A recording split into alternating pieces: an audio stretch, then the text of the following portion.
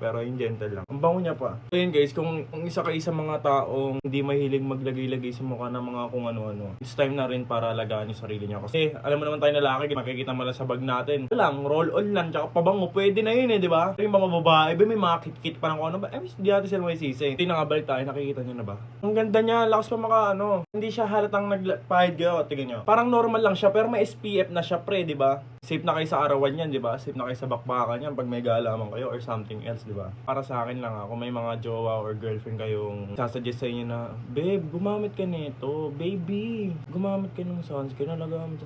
Guys, yun yung way na pinapakita sa inyo yung jowa nyo kung gaano kayo kamahal. Kaya be, promise, makinig ka na lang sa kanila. Kasi alam nila yan, babae sila be. Tayo naman lalaki. Sabi natin, ayoko niyan, hindi natural. Ayoko niyan, ang daming arte sa mukha, mga ganun. Para sa'yo din yan. Kung gusto mo, bumili ka na rin. Nandiyan lang sa Yellow Basket. Sobrang ganda guys, kita niya naman yung before and after, di ba?